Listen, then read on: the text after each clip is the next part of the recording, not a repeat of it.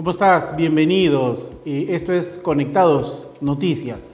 Un buen inicio de semana a todos. Hay que agradecer enormemente a las 120 cable operadores que a nivel nacional nos sintonizan. También ya estamos en WIN Televisión, canal 33. Nos puede sintonizar a través de esa plataforma de streaming. Y se vienen mejores noticias más adelante. Y si te perdiste el programa y quieres ver, puedes entrar a la página web que en un momento aparecerá acá en la parte de abajo, conectadosperú.com. Ahora, no tienes tiempo para ver, pero quieres escuchar en tu celular, en la radio de tu auto, baja el aplicativo de radio que es conectadosperú.com y puedes escuchar todo lo de programación a través de la radio. No hay excusa. Obviamente te invitamos a ver a través de nuestros canales digitales, YouTube, Facebook y Twitter y todas las plataformas digitales que hay sobre la información 24/7 de nuestra programación. Muy bien, a ver, hay algo interesante. El día de hoy el Poder Judicial programó una audiencia sobre la tutela de derecho que ha presentado el expresidente de la República, repito, el expresidente de la República, Pedro Castillo, sobre un acta de detención que hubo ese día 7 de diciembre, alrededor de las 12:30, 1 de la tarde, cuando él leyó un discurso que rompía el orden constitucional dentro del artículo 117, como lo establece la Constitución. Pero vamos a ver este pequeño que hemos preparado, de resumen de esta audiencia, que hay cosas aquí que quiero analizar con nuestro invitado, que en un momento lo voy a anunciar. Adelante, control. La actuación y la participación de la Procuraduría en la intervención policial inicial o la detención en plazos de flagrancia no ha sido requerida ni necesaria. Entonces, reiteramos, señor, que se consideren los argumentos que se han esgrimido en esta audiencia y que se declare infundada la solicitud de tutela de derechos que ha sido interpuesta por la defensa del señor Pedro Castillo Terrones. Concluimos con ellos. Gracias. En el centro penal solucionaron el tema del audio.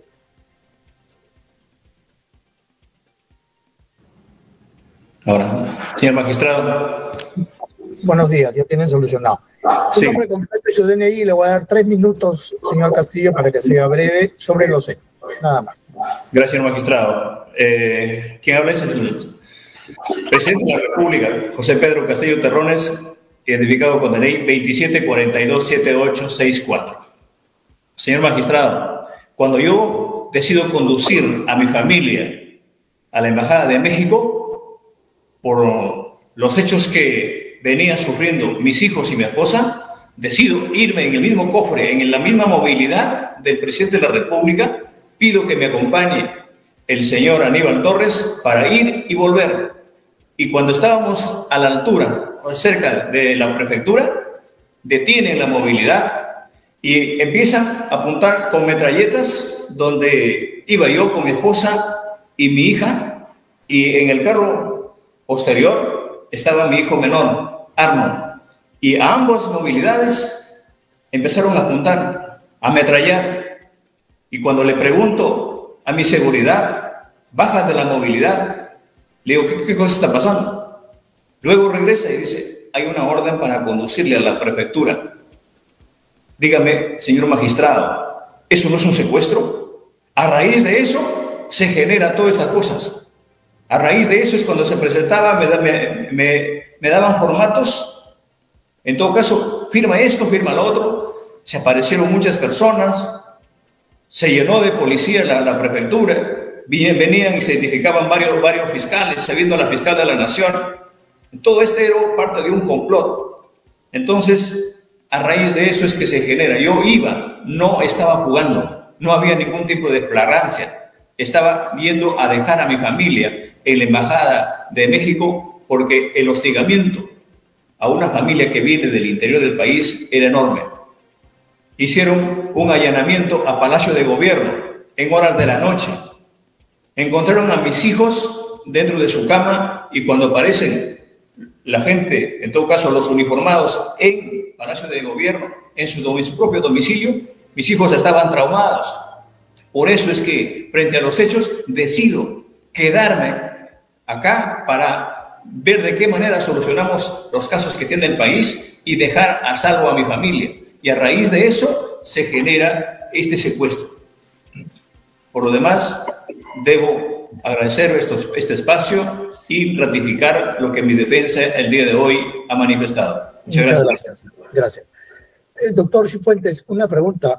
¿Qué acta específicamente es la que ustedes con esta tutela argumentan se pretende excluir? Porque he entendido que es el acta de intervención policial, pero en su tutela habla usted de varias actas. ¿Qué acta es en específico? La acta de tutela de derechos, doctor, de fecha 7 de diciembre, generada por el coronel PN Walter Brian Eric Ramos Gómez. Ese es el acta que usted solicita que se excluya. Toda vez que esta acta no fue firmada por los fiscales, y también habla acá que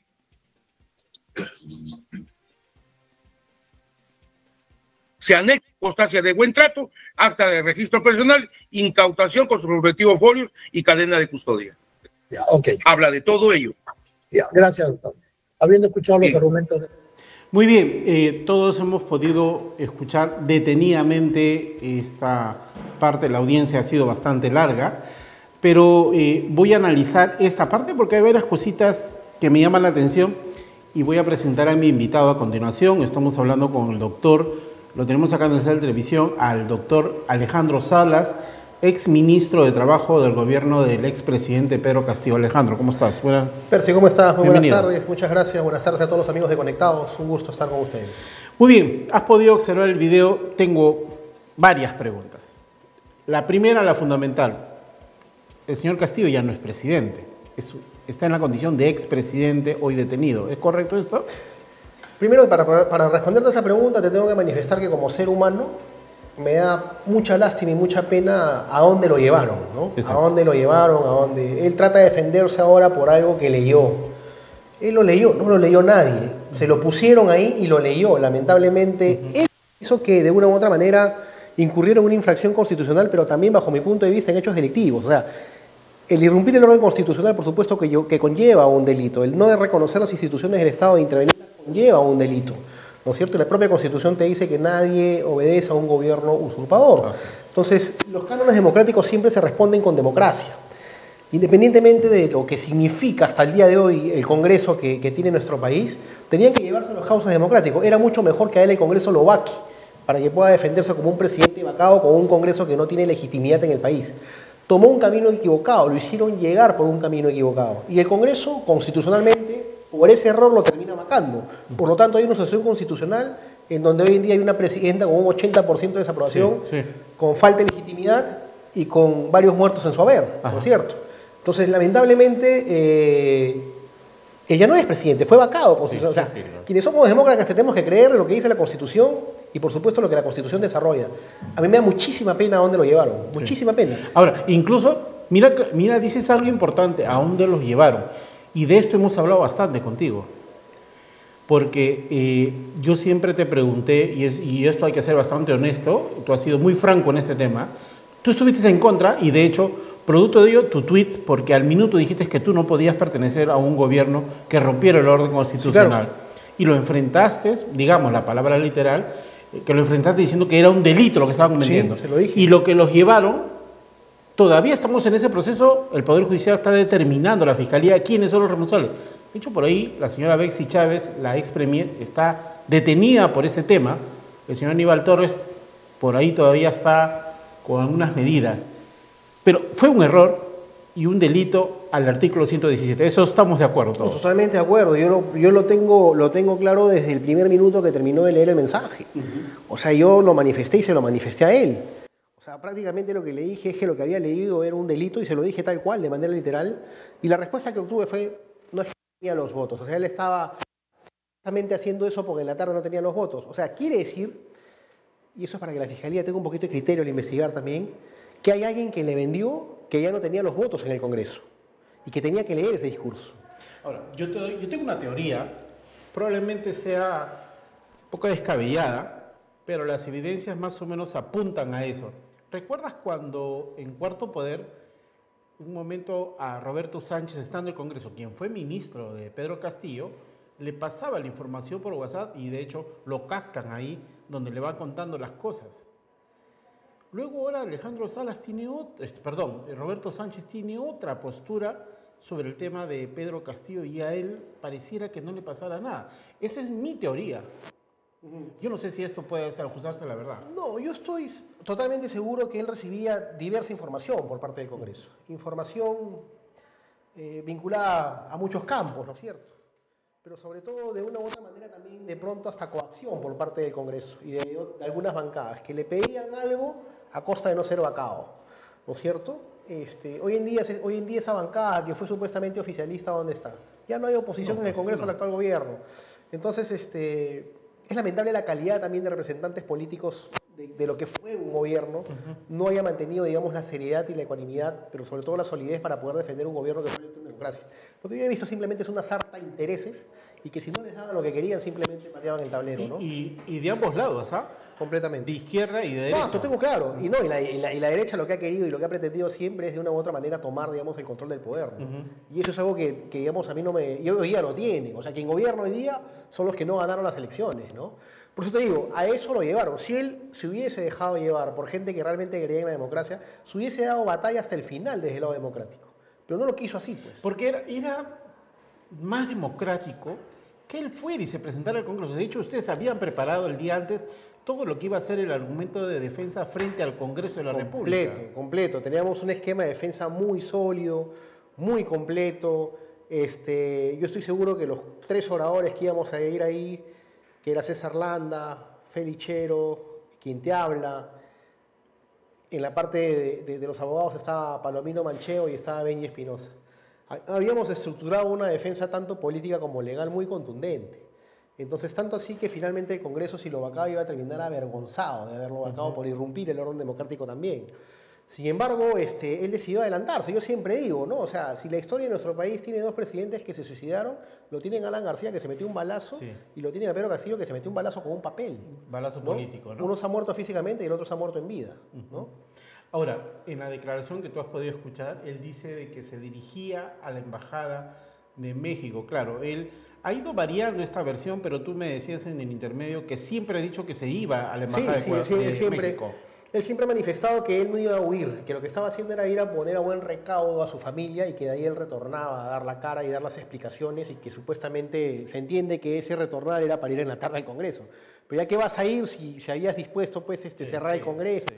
Hay una contradicción ahí bien torpe, pero como te digo, la principal estupidez es de quienes lo llevaron a leer esa porquería de mensaje, ¿no?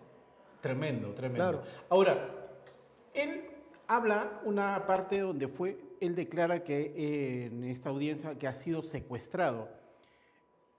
La orden se dio para una detención en flagrancia, porque él había roto en la orden constitucional el artículo 117. Hoy, argumentar que es un secuestro es desconocer lo que había hecho violando el artículo 117. Claro, está tratando dentro de su esquema de defensa de encontrar alguna figura que le permita dar algún tipo de solidez a sus fundamentos respecto de que está mal detenido, ¿no? Sin embargo, como te digo, o sea, no es momento ya de tratar de arrepentirse de lo que se hizo. O sea, yo siempre lo he dicho y lo sigo sosteniendo, él debería someterse a un proceso de beneficio procesal, ¿no es cierto? Una colaboración eficaz.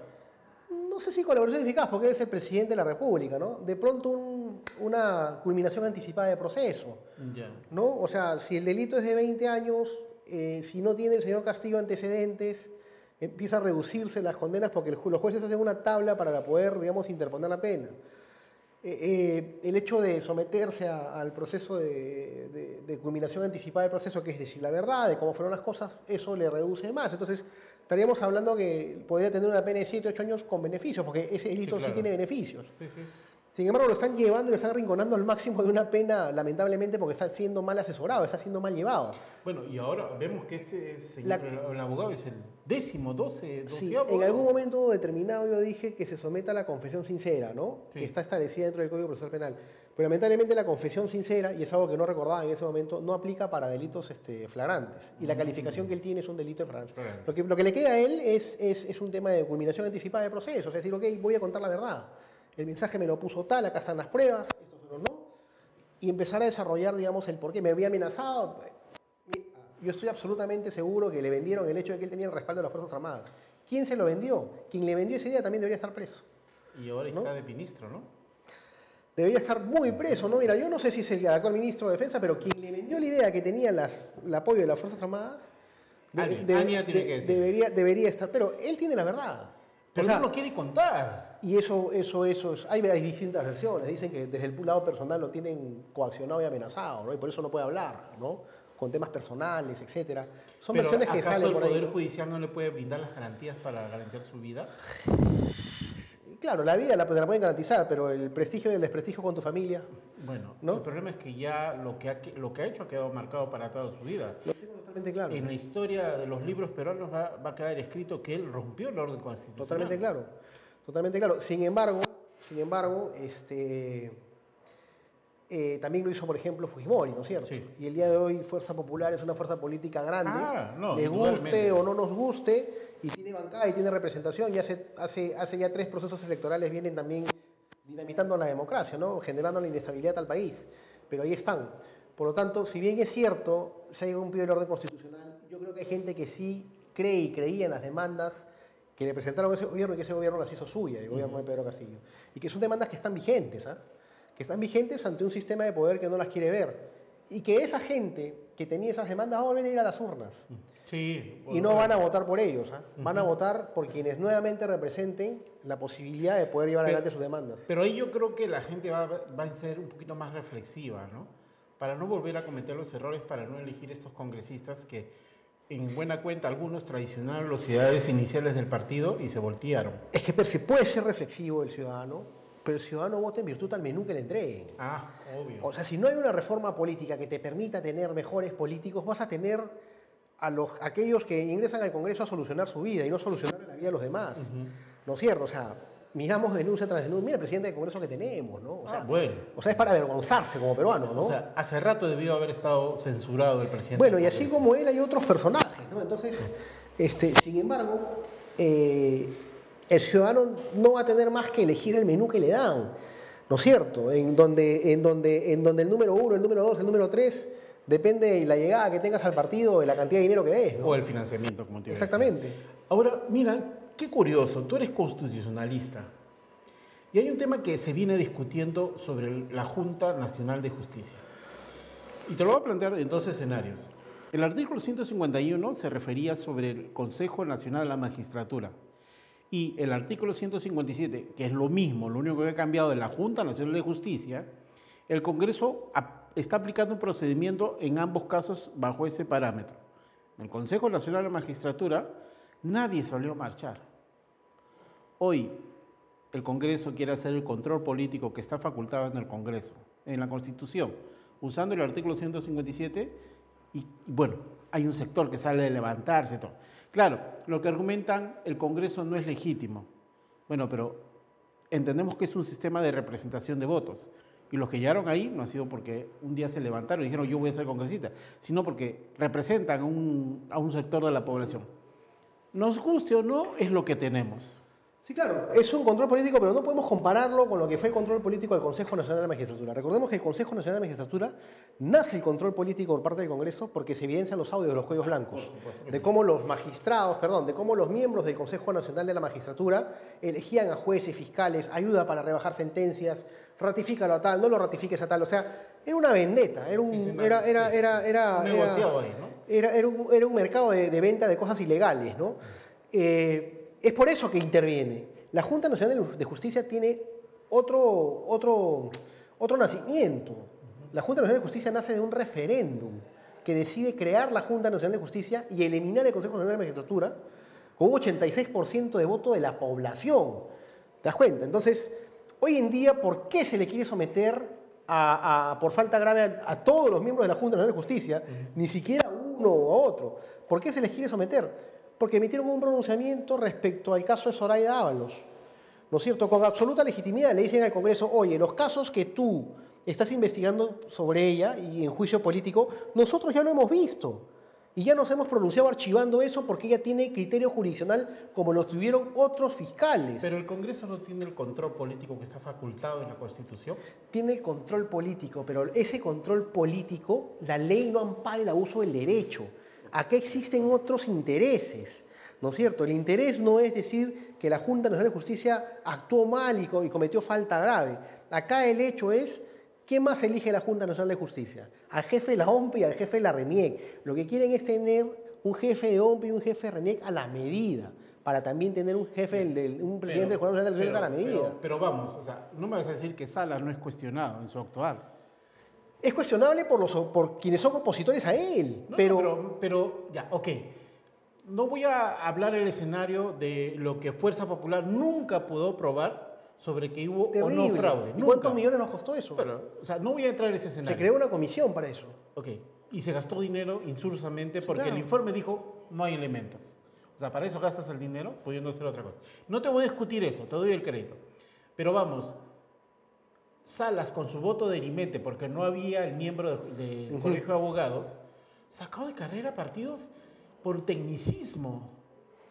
Mira, eso es parte de la libertad del criterio jurisdiccional, que es parte de los principios que establece la Constitución, si estamos hablando de la Constitución, de los principios, digamos, del orden jurisdiccional en el país. O sea, el sistema de justicia tiene principios que están estipulados dentro de la Constitución y te dicen que los jueces tienen libertad de criterio. Lo único que no puedes hacer con esa libertad de criterio es cometer delito, porque eso es prevaricato. Entonces, Salas Arenas actúa como un magistrado que su voto de erimento no tiene que sustentarlo, y su voto tiene que estar sustentado en la legalidad. Quienes supervisan los procesos electorales en nuestro país y, digamos, el manejo y los controles de las instituciones que ven los procesos electorales es la comunidad internacional. Por eso hay veedores. Y la comunidad internacional terminó diciendo que el proceso electoral en nuestro país, revisando los sistemas de la OMP, las resoluciones del jurado, están acorde dentro de un marco legal y un estándar legal. No voy a discutir el tema del procedimiento eleccionario porque, como vuelvo a repetir y lo reafirmo, Fuerza Popular nunca pudo probar que había fraude electoral. Pero yo hablo de las actuaciones de Salas Arenas, por ejemplo. Si hablamos del tema de esa discrecionalidad que tiene el juez del Jurado Nacional de Elecciones en poder sacar o no sacar a algunos miembros de algunos partidos, la pregunta es, ¿cómo le dieron pase a la plancha presidencial al señor Pedro Castillo y Dino Boluarte cuando le faltaba? Había serios cuestionamientos a Dino Boluarte, que hoy es presidenta, que por poco se salvó de la censura en el Congreso. ¿Te recuerdas tú? Sí, claro. Porque no renunció a tiempo a la RENIEC. Tiene varios cuestionamientos sobre haber pedido favores para un club departamental. El señor Pedro Castillo, supuestamente, a pesar que se archivó, no había mérito de investigación sobre esta tesis, que si no es o no plagiada, o sea, esos criterios no se usaban. Y yo te lo digo, ¿sabes por qué? Porque yo lo he tenido acá sillones y me dice, por una moto vieja, antigua, me sacan porque no la declaré. Entonces, no vemos una pariedad. Es que son dos contextos distintos. Por ejemplo, en el caso de la plancha presidencial de Pedro Castillo, lo que te exige la norma para que un funcionario público pueda postular es pedir licencia. No te exige que el funcionario público renuncie. Te dice licencia. Es más, los magistrados supremos podrían postular a un cargo electoral siempre y cuando pidan licencia con 6 meses de anticipación. La ley no te dice que renuncie. ¿Ok? Entonces ahí se equivocaron en ese contexto cuando dijeron Dino Boluarte no renunció. No necesitaba renunciar. Era suficiente con que pida licencia. Claro, los opositores trataron de darle todo un manejo totalmente, digamos, sesgado, en el que de una u otra forma trataban de decir, como no renunció, eso debió anularse, y una plancha sin vicepresidente debió anularse. No es así. La ley no te exige renuncia, te exige licencia del funcionario público. En el caso de los bienes, sí la ley es clara. Cuando tú declaras falsamente en tu declaración jurada, es causal de exclusión dentro del proceso electoral. O sea, si yo tengo una moto y no la declaré, o tengo una casa y no la declaré, tiene el mismo valor la moto como la casa.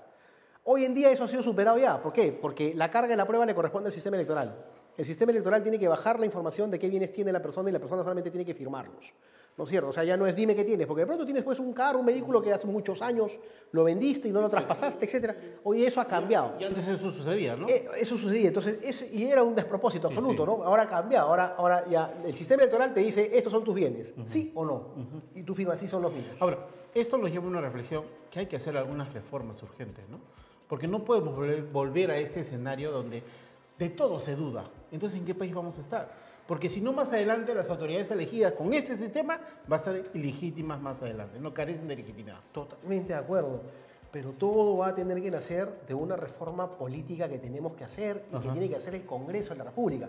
Quien tiene que formular la reforma política para que los peruanos tengan mejores representantes y los partidos políticos se adecúen a darnos un mejor nivel de representatividad en lo que se va a elegir, depende del Congreso de la República. Sí. Este Congreso pues, se dedica a solucionar sus problemas del día a día. O blindarse entre ellos. Entonces vas a tener un proceso electoral igual que el que hemos tenido. No esperemos mucho, ¿no? Sí, pues. Así que querramos ponerle fe. Muy bien, Alejandro, muchísimas gracias por acá. Creo que hemos reflexionado bastante interesante sobre lo que ha sucedido hoy en la audiencia. Te agradezco mucho. Muchas gracias, Percy, cuando gustes. Regresamos tras la pausa con mayor información. Permiso.